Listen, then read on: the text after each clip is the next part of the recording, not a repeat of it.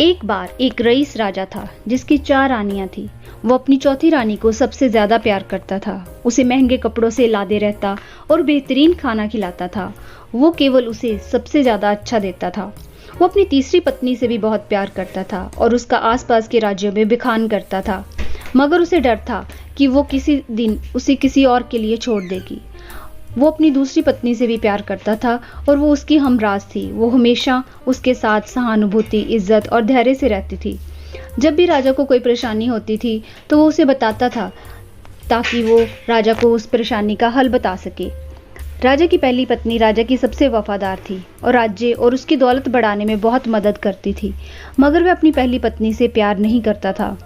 एक बार जब राजा बीमार पड़ गया और उसे समझ आ गया कि उसके पास समय बहुत कम है, इसलिए उसने अपनी चौथी पत्नी से पूछा कि मैंने सबसे ज्यादा प्यार तुमसे किया है और तुम्हें सबसे बेहतरीन चीजों से नवाजा है, तुम्हारा सबसे ज्यादा ध्यान रखा है।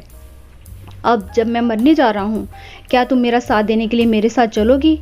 तब उसकी चौथी पत्नी ने जवाब दिया कि बिल्कुल नहीं। उसकी बात राजा के दिल में छुरी जैसी चुभी। अब दुखी राजा ने अपनी तीसरी पत्नी से पूछा कि मैंने सारी जिंदगी तुमसे प्यार किया, अब मैं जा रहा हूँ, क्या तुम मेरे साथ चलोगी? नहीं, ऐसा तीसरी पत्नी ने जवाब दिया। जिंदगी बहुत अच्छी है और जब तुम मरोगे तो मैं दोबारा से शादी करूंगी। अब राजा का दिल बैठ गया था और वो ठंडा पड़ गया था।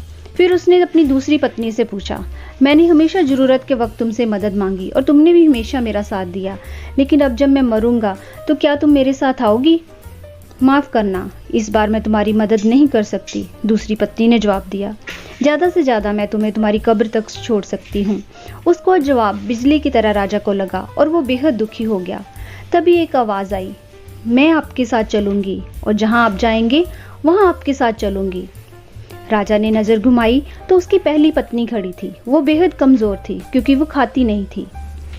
दुख से भरकर राजा ने कहा कि जब मेरे पास मौका था तब मुझे तुम्हारा बेहतरीन ध्यान रखना चाहिए था।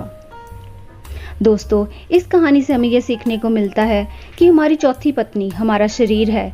हम चाहे इसे सजाने धजाने में कितना भी दिल लगाएं, मृत्यु के समय ये हमें छोड़ जाएगा। हमारी तीसरी पत्नी हमारी संपत्ति, दर्जा और दौलत है। जब हम मरते हैं ये औरों को मिल जाती है।